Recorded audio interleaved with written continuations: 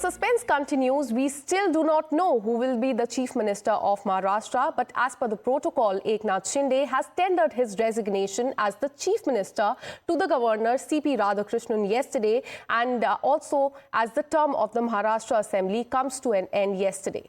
As far as the Governor is concerned, he has asked Shinde to remain as the caretaker Chief Minister until the new government is sworn in. NCP Chief Ajit Pawar and Devendra Fadnavis from the Bharatiya Janata Party have also reached the governor's office to tender their resignation. But as far as the election results are concerned, Mahayuti Alliance secured 235 out of the 288 seats in the Maharashtra Assembly elections, with the BJP getting 132, the maximum number of seats, Shinde Sena getting 57 seats, while Ajit Pawar's NCP getting only 41 seats, the lowest. Therefore, going by the numbers that we can see, BJP clearly has an advantage. BJP Neta want Fadnavis as the Chief Minister, while Eknath Shinde's party is pushing for him for the second term as the Chief Minister of Maharashtra. In fact, we have a breaking news coming in as the suspense remains on Maharashtra Chief Minister. We have an inside scoop on Times now. It is that the Bharatiya Janata Party will soon decide on the observers for the state of Maharashtra, and names of these observers will be announced in a day or two. In fact, the senior leaders and the ministers will be the Maharashtra observers, is what we are learning. For more on this, let me go across to my colleague Atul, who joins us live on the broadcast. Atul, so ऐसा दिखने में ये लग रहा है कि BJP rush नहीं कर रही है चीफ मिनिस्टर कैंडिडेट का नाम अनाउंस करने के लिए. हमें पता लग रहा है कि चीफ मिनिस्टर अनाउंस करने से पहले ऑब्जर्वर्स अपॉइंट किए जाएंगे महाराष्ट्र के लिए. और क्या आप इनपुट दे सकते हैं? जी देखिए, जो क्लोजेस्ट सोर्सेज हैं बीजेपी के, उनसे हमारी बात हुई है तो उनमें, जैसा कि आपने कहा, कोई जल्दबाजी नहीं है फॉर्मेशन ऑफ गवर्नमेंट को लेकर. हो सकता है इस वीकेंड तक ये मामला जो है चला जाए गवर्नमेंट फॉर्मेशन को लेकर, लेकिन ऑब्जर्वर अगले 2 दिनों में महाराष्ट्र में आने वाले हैं, ये तय है, और जल्द ही उनके नाम का ऐलान भी कर दिया जाएगा. तैयारी बीजेपी के साइड से अगर हम कहें तो शुरू हो चुकी है. एक ग्रैंड जो है ओथ सेरेमनी की प्लानिंग भी इन लोगों ने शुरू कर दी है. ये भी बता रहे हैं सोर्सेस कि वीवीआईपीज के अलावा साधु संतों को भी बड़ी संख्या में बुलाने की तैयारी चल रही है बीजेपी के द्वारा. और लगभग अगर हम कहें तो देवेंद्र फडणवीस के नाम पर मोहर लग चुकी है कि वो मुख्यमंत्री होंगे. अजीत पवार उप मुख्यमंत्री होंगे, ये भी लगभग तय हो चुका है. अब बात सिर्फ एकनाथ शिंदे के नाम पर ही फंसी है कि क्या वो महाराष्ट्र के अगले उप मुख्यमंत्री बनना चाहते हैं या केंद्र में उन्हें जगह दी जाएगी और उनकी जगह कोई और महाराष्ट्र का उप मुख्यमंत्री बनेगा. ये हमारे सोर्सेस हमें बता रहे हैं कि ऐसे में अभी जो भी 2 चीजें फंसी हुई हैं वो है कि ऑब्जर्वर कौन आता है, और विधायक दलों की जो बैठक है, लेजिस्लेटिव पार्टी की जो बैठक है बीजेपी की, कब होती है, और उसमें देवेंद्र फडणवीस को अपना लीडर चुना जाता है, और उसके बाद की जो प्रक्रिया है वो शुरू हो जाएगी. लेकिन इतना तय है कि बीजेपी की तरफ से कहीं कोई जल्दबाजी नहीं हो रही है. सभी चीजों को लेकर चीजें स्मूथली चल रही हैं. प्रेशर पॉलिटिक्स जो एकनाथ शिंदे की तरफ से करने की कोशिश की गई थी, जिसके जरिए कल जब उन्होंने इस्तीफा देने के लिए वो निकले थे राजभवन के लिए, तो काफी संख्या में जो विमेन सपोर्टर्स हैं और शिवसेना की जो महिला कार्यकर्ता हैं वो वर्षा बंगले पे पहुंची हुई थी.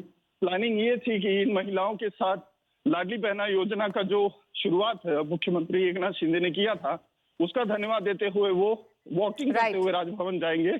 लेकिन बीजेपी ने सही समय पर इस चीज का दबाव डाला एकनाथ शिंदे को कि इस तरीके का शक्ति प्रदर्शन न करे, और उसके बाद उन्होंने जो All right, so BJP is not clearly rushing into announcing the name of the chief minister's candidate, and very important news that Atul Singh has given us, that the preparations have already started for the oath-taking ceremony. But here's what the leaders of the Bharatiya Janata Party and Eknath Shinde have to say on this. नहीं, it's a procedure, क्योंकि जब 5 बरस खत्म हो जाते हैं सरकार के तो रिजाइन देना पड़ता है, और उन्होंने अकेले ने रिजाइन नहीं दिया है, पूरा हमारा जो मंत्रिमंडल था वो बर्खास्त हो गया. इसलिए अभी केयर टेकर सीएम ये प्रोसीजर है वो राज्यपाल ने कर दी है, लेकिन हमारे 3 लीडर बैठ के फाइनल करेंगे कि सरकार स्थापन कब हुई, मंत्रिमंडल कब स्थापन किया जाए, और ये 2-3 दिन में हो जाएगा। ये गठबंधन में 3 बड़ी पार्टियां हैं, मित्र पक्ष है, उनके साथ पॉलिटिकल डिस्कशन होना चाहिए और वो डिस्कशन हो जाएगा जल्द से जल्द, और मेरे ख्याल से जल्द फॉर्मेशन हो जाएगा। तो सर कितने दिनों का और महाराष्ट्र की जनता को करना पड़ेगा? 2-3 दिन में हो जाएगा। पहले तो हमारे तीनों नेता इकट्ठा बैठेंगे, प्रॉपर डिसीजन लेंगे, बाद में वो डिसीजन नहीं लेंगे, वो उसमें चर्चा होगी, वो चर्चा लेके वो दिल्ली जाएंगे और वहाँ से वो निर्णय हो जाएगा। अरे मेरी इच्छा तो आपको पता है, देवेंद्र जी तो हमारे वरिष्ठ नेता है और देवेंद्र जी के ऊपर 2019 में बहुत बड़ा अन्याय हुआ है। महाराष्ट्र के सभी लोगों ने 2019 में उनको सीएम के पद के लिए वोट किया था। 105 से ज्यादा बीजेपी के हमारे विधायक आए थे और कई इंडिपेंडेंट विधायकों ने भी समर्थन किया था। महायुति बहुत एकजुट से काम कर रही है। आपको पता होगा पिछले 2.5 साल में एक बार भी डिस्प्यूट महायुति में नहीं हुआ है, तो अभी भी अगले 5 साल महायुति अखंड रहेगी।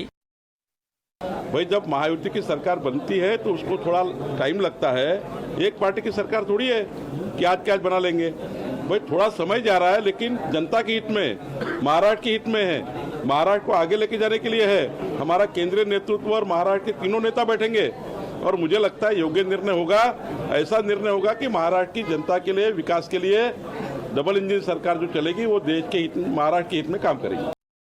While on the other hand, Union Minister Ramdas Athavale has backed Devendra Fadnavis for the post of the Chief Minister and has said that Eknath Shinde should in fact join the Modi government at the centre. Remember, RPI, his party, is the smaller ally in the Mahayuti. Have a look at what he said.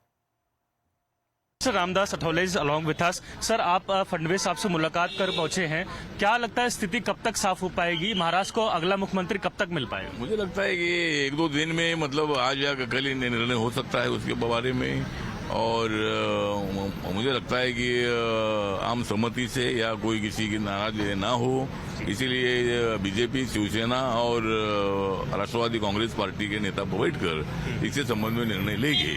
लेकिन मुझे लगता है कि जिस तरह BJP को 132 सीटें मिली है और अजीत दादा पवार जी के 41 एमएलए ने भी देवेंद्र फडणवीस जी नाम को सपोर्ट किया है, उनके पास इतनी बड़ी मेजोरिटी है, तो एकनाथ शिंदे जी को 2.5 साल तो मिला ही है और वो बहुत ही अच्छे इंसान हैं, बहुत ही अच्छे उन्होंने काम किया है।